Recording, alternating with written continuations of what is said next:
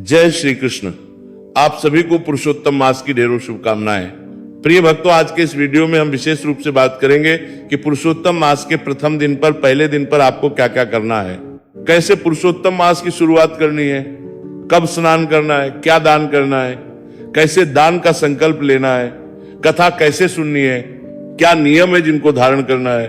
क्योंकि पुरुषोत्तम मास जो कल्याणकारी मास है, इसमें अनेकों नियम लिए जाते हैं। चाहे स्नान का नियम हो, दान का नियम हो, 33 दान का नियम हो, 33 बाती के दान का नियम हो, 33 वस्तु दान का नियम हो, 33 वस्तु 33 की संख्या में देने का नियम हो, चाहे ये पुरुषोत्तम मास उपवास का नियम हो। सभी नियम की जो शुरुआत है ना, वो प्रथम दिन से, पहले दिन से होती है। तो पहले दिन पर कैसे आपको भगवान की पूजा करनी है उसको बताएंगे, और क्रम से आपको जानकारी देंगे कि पहले उठ के क्या करना है, उसके बाद किसकी पूजा करनी है, फिर दान कैसे देना है, दान का संकल्प करना है तो कैसे करना है, भगवान विष्णु की पूजा करनी है इस दिन तो कैसे करनी है, और व्रत रखना है तो कैसे रखना है। इस पूरे दिन की प्रक्रिया इस वीडियो के माध्यम से मैं बताऊंगा। आपसे निवेदन है कि वीडियो यदि थोड़ा सा भी उपयोगी लगे तो एक बार लाइक अवश्य कर दीजिएगा, क्योंकि इसके विषय में आप में से बहुत से दर्शक जो है कमेंट के माध्यम से भी कहा कि पंडित जी शुरू कैसे करना है, किस दिन करना है, कितना करना है, वो एक बार बता दीजिएगा। इसीलिए आपकी सहायता के लिए वीडियो बनाया गया है, तो इसका खूब लाभ लीजिए और जैसे जैसे बताया गया है वैसे वैसे आप इस दिन को व्यतीत कीजिएगा। ईश्वर आपका कल्याण करेंगे, आपका पुरुषोत्तम मास पावन पुण्यदायी और कल्याणकारी रहेगा। प्रिय भक्तों, पुरुषोत्तम मास की महिमा शास्त्रों में खूब कही गई है। इसके विषय में मैंने विस्तार से आपको विस्तृत वीडियो में भी बताया। पुरुषोत्तम मास में इसका जो स्नान है वो बड़ा कल्याणकारी है।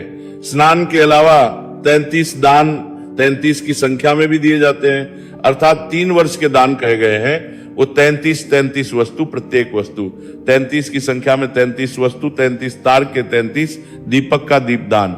ये केवल 33 बाती का दीपदान भी कहा गया है, इसके अतिरिक्त इसका भी होता है। इसमें जो व्रत करते हैं वो नक्त व्रत किया जाता है। इसमें प्रतिदिन की दीपदान का नियम भी आप ले सकते हैं, प्रतिदिन भगवान नारायण के पूजन का नियम भी आप ले सकते हैं, और प्रतिदिन के उपवास का नियम भी आप ले सकते हैं। ये जितने भी नियम लेंगे ना, ये परम कल्याणकारी, परम पद देने वाले हैं। शास्त्र तो यहां तक कहते हैं कि जो आपको कोई बड़ी से बड़ी साधना, तपस्या नहीं दे सकती, वो पुरुषोत्तम मास दे सकता है। मैं बताऊं कि सुबह उठ के कौन कौन से काम कैसे कैसे करने हैं, उससे पहले शास्त्रों के 2 श्लोक के माध्यम से आप ये समझिए कि इसकी महिमा कितनी है और ये कैसे आपको परम पद देने वाला है। शास्त्रों में वर्णन आता है कि जिस पद को पाने के लिए महात्मा सन्यासी कठोर तप करते हैं, कठिन साधना करते हैं, खाने में फल और पत्तों का सेवन करते हैं, सूखे पत्ते चबाकर जीते हैं, तपस्या करते हैं, अपने इंद्रियों को नियंत्रण में करते हैं, समाधि स्तर में नियंत्रण में करते हैं, रहते हैं, जो सर्दी गर्मी बरसात को सहते हैं सर्दियों में, और शीतल जल में चले जाते हैं तपस्या के लिए।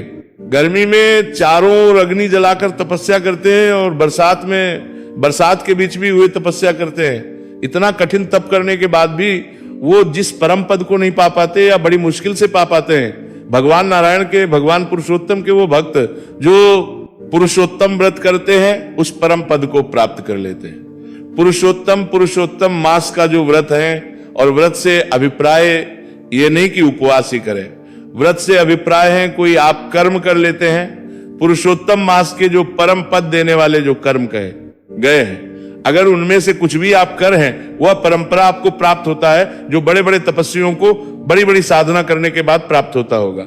इतना पुण्य फल है इस पुरुषोत्तम मास, अधिक मास में ये नियम लेने का या इन व्रतों को करने का।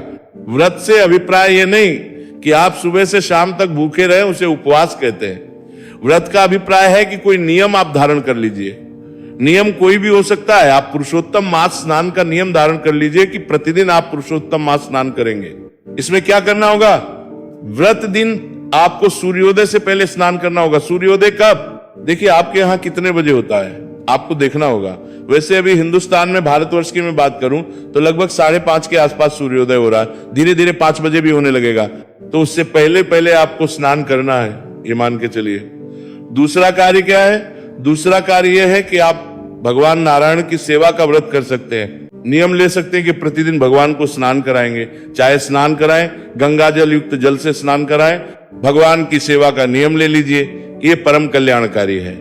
पुरुषोत्तम मास में नक्त व्रत करने का नियम, व्रत अर्थात ये है उपवास जिसे हम कहते हैं, जिसमें पूरे दिन भर आपने कुछ नहीं खाना, रात्रि को सूर्यास्त के 2 घंटे बाद आपको खाना चाहिए, लगभग 9 बजे के बाद आपको खाना है। रात्रि को ये व्रत ले सकते हैं, ये उपवास का नियम ले सकते हैं, आप प्रतिदिन दान का नियम ले सकते हैं। तो इस प्रकार से जो भी नियम आप लेते हैं, जो भी अगर आपको नियम उठा लेते हैं तो वो कल्याण करता है, परम पद को देने वाला है, ऐसा शास्त्रों में वर्णन आता है।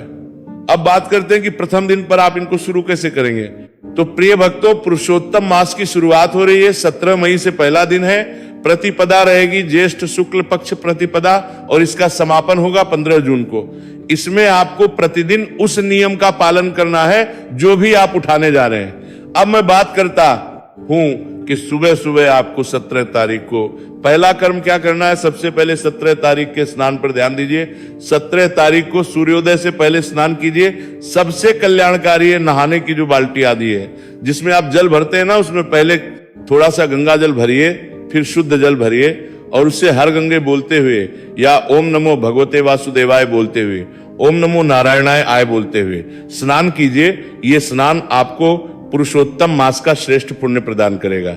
स्नान करने के बाद स्वच्छ वस्त्र धारण करके अपने मंदिर की साफ सफाई कीजिए, जो प्रतिदिन की पूजा है आपकी उसको कीजिए, और भगवान नारायण का विशेष पूजन कीजिए। इस दिन आपको अवश्य रूप से ये विशेष पूजन करना चाहिए।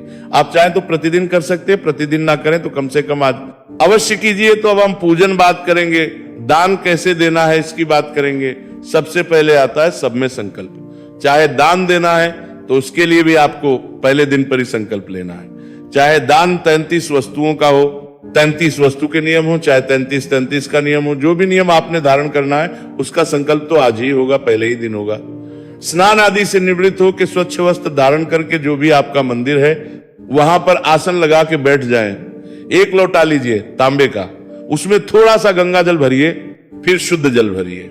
जो भी सामग्री आपने देनी है ना, वह सामग्री अगर पूरी 33 की 33 एक साथ आ गई है तो उसको रखिए, या आप प्रत्येक दिन देना चाहते हैं तो जो भी सामग्री आपने ला के रखी है उसको स्थान पर रखिए।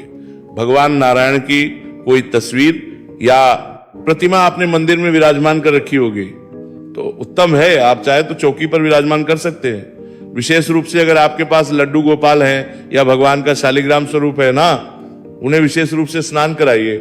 स्नान की बड़ी महिमा है। तो आप भगवान जहां स्थापित कर रखे हैं उनके सामने घी का दिया रखिए। सीधे हाथ की ओर दिया, तेल का दिया रखना है तो उल्टे आपकी ओर रखिएगा, और उसकी विपरीत दिशा में आप धूप रखिएगा। इस प्रकार से भगवान की स्थापना है। अब आप सबसे पहले जो धूप और दीप है उसको प्रज्वलित कीजिए। शुभम धूप दीप को प्रज्वलित करने के बाद हम संकल्प करेंगे। संकल्प करने के लिए मैं सभी चीजों का संकल्प यहाँ पे करवाने जा रहा हूं। जो नक्त उपवास वाले हैं उसका भी, जो 33 वस्तु का दान करने वाले हैं उसका भी, 33 दीप दान करने वाले हैं उसका भी, या प्रतिदिन का जो नियम लेने वाले हैं उसका भी। आपको जो नियम लेना है वो वहां पर बोलिएगा। सीधे हाथ पे जल लीजिए। 1 रुपए का सिक्का दक्षिणा के रूप में कम से कम रखिए, अधिक जो भी रखना चाहे वो रख सकते हैं। अक्षत लीजिए और पुष्प लीजिए। 3 बार बोलिए ओम श्री विष्णु, ओम श्री विष्णु, ओम श्री विष्णु। अपना नाम, अपना गोत्र, जिस स्थान पर बैठकर पूजन कर रहे हैं वहां का मकान नंबर, क्षेत्र का नाम, शहर का नाम, ज्येष्ठ, आयु, आरोग्य प्राप्त, सुख संपत्ति प्राप्त भगवान नारायण, भगवान पुरुषोत्तम, निमित्त पुरुषोत्तम मास उपलक्ष्य। भगवान नारायण प्रतिदिन पूजा, अगर आप प्रतिदिन की पूजा करने वाले हैं तो श्री विष्णु, और यह संकल्प भगवान के चरणों में अर्पित करने वाले हैं। दीजिए। संकल्प करने के बाद अब आप भगवान नारायण का पूजन करेंगे। पूजन करने के लिए भगवान शालिग्राम स्वरूप आपके पास है। यहां गोपाल जी हैं तो उनको किसी पात्र में विराजमान कर लो, किसी बर्तन में बिठा लो जहां आप उनको स्नान करा सको। बड़ी ही सरल विधि में यहां बताने जा रहा हूं आपको। आपने करना क्या है कि भगवान को सबसे पहले स्नान कराना है। आप चाहें, आपके पास पूरी सुविधा है तो आप पहले जल से स्नान कराएंगे, गंगा जल युक्त जल से, फिर पंचामृत से कराएंगे, और फिर पुनः शुद्ध जल से कराएंगे, और बाकी पूजन में आगे बताऊंगा। और आप चाहे तो जल से भी करा सकते हैं, जैसा आपको सुविधाजनक लगे। आपके समय के अनुसार जो आप नियम बनाना चाहे वो नियम लीजिएगा। सबसे पहले शंख अगर आपके पास है ना तो शंख में जल भर लीजिए और भगवान को जल से स्नान कराइए। क्या मंत्र बोलेंगे? ओम नमो भगवते वासुदेवाय नमः, ओम नमो नारायणाय नमः, ओम पुरुषोत्तम देवाय नमः। जो मंत्र आपको उचित लगे वो बोलते जाइए, स्नान कराइए। जिनके पास शंख नहीं तो आप तांबे की जो आचमनी आती है ना छोटी सी, उससे भी आप जल अर्पित कर सकते हैं। इसके बाद आप पंचामृत बनाइए, पंचामृत से भगवान को स्नान कराइए। और जो तस्वीर पर पूजन कर रहे हैं, जिनके पास प्रतिमा नहीं है, वो तस्वीर को जल से छींटे दीजिए, फिर पंचामृत को पुष्प पर लगा के अर्पित कर दीजिए। पंचामृतम शुद्ध जल से स्नान, तो गंगा जल युक्त आपको जल लेना है और उसको फिर से शंख में भर लेना है और भगवान को स्नान कराइए। या जो तस्वीर पूजन कर रहे हैं वो पुष्प के माध्यम से शुद्धियों तक स्नान के रूप में पुनः जल के छिपे दीजिए। पहले शुद्ध जल, फिर पंचामृत, फिर पुनः शुद्ध जल। स्नान कराने के बाद भगवान को वस्त्र अर्पित करेंगे। भाव रखिए कि आप भगवान को वस्त्र पहना रहे हैं। मौली का एक टुकड़ा तोड़िए और भगवान को वस्त्र के रूप में अर्पित कर दीजिए। जिन्होंने अभी स्नान कराया प्रतिमा को, तो प्रतिमा को बाहर निकाल लीजिए, आसन पर विराजमान कीजिए, फिर आप उन्हें वस्त्र अर्पित कीजिए। अगर आपके पास संभव है जनेऊ चढ़ाना तो जनेऊ लीजिए, रोली कुमकुम आदि से तिलक कीजिए और समर्पित कीजिए। 30 दिन तक हो सकता है संभव ना हो सबके लिए, और आप यज्ञोपवीत नहीं भी समर्पित करेंगे तो भी कोई बात नहीं। भगवान को तिलक कीजिए, स्नान कराना आवश्यक है, वस्त्र अर्पित करना आवश्यक है। तिलक कीजिए, पुरुषोत्तम नमः तिलक कीजिए, अर्पित कीजिए। तिलक करने के बाद, अक्षत समर्पित करने के बाद भगवान को पुष्प कीजिए। माला है तो माला पहनाइए, पुष्प समर्पित कीजिए, माला पहनाइए और भगवान को तुलसी दल अवश्य अर्पित कीजिए। चाहे एक पत्ता तुलसी का अर्पित कीजिए, अवश्य अर्पित कीजिए। तुलसी धूपम दर्शयामी दीपम दर्शयामी। धूप दीप हमने आरंभ में प्रज्वलित किया था ना, धूप दिखाइए भगवान को और दीप दिखाइए भगवान को। धूप दीप दिखा के भोग प्रसाद जो आपके पास उपलब्ध है और जो 30 दिन आपके पास उपलब्ध रहे, वहां आप उस दिन अर्पित कीजिए। आप फल चढ़ा सकते हैं, मिठाई अर्पित कर सकते हैं। अगर आपके पास कुछ नहीं है, मिश्री अर्पित कर दीजिए। बताशे हैं, बताशे अर्पित कर दीजिए। भोग प्रसाद समर्पित कीजिए। 1 चम्मच जल और भगवान को अर्पित कर दीजिए आजनी के रूप में। तांबुलम पुंगी फलम 2 सनु।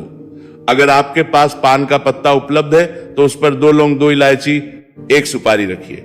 पूगी फलम हद्दिव्यम नागवल्ली दलैर्युतम एलादि चूर्ण संयुक्तम तांबुलम प्रतिगृह्यताम शुभ दक्षिणाम शुभदो वरदो भवा। आप तांबुल अर्पित कीजिए और जो भी दक्षिणा अर्पित करना चाहते हैं भगवान को वह दक्षिणा अर्पित कीजिए और हाथ जोड़ के नमस्कार कीजिए। इस प्रकार से आपने पूजन करना है। यह पूजन प्रथम दिन तो अवश्य करें। 30 दिन का नियम है, परम कल्याणकारी, बहुत समय नहीं लगेगा। सूक्ष्म से सूक्ष्म विधि है, 5-7 मिनट का काम है, पर ये कल्याण कर देगा। पुराण कहते हैं कि ये परम पद दिलाने वाला और वो सौभाग्य जगाने वाला है, क्योंकि पुरुषोत्तम मास वो मास है। इसकी महिमा मैंने बताई थी पिछली वीडियो में। अनेकों शास्त्रों से मैं श्लोक लेकर आया था। निर्धन को धन मिलेगा, निहत संतान को संतान मिलेगी। जिसकी शादी नहीं हो रही है उसकी शादी हो जाएगी। जिसको नौकरी नहीं मिल रही नौकरी मिल जाएगी। जिसका व्यापार नहीं चल रहा व्यापार चालू हो जाएगा। ये सब कुछ देने वाला है।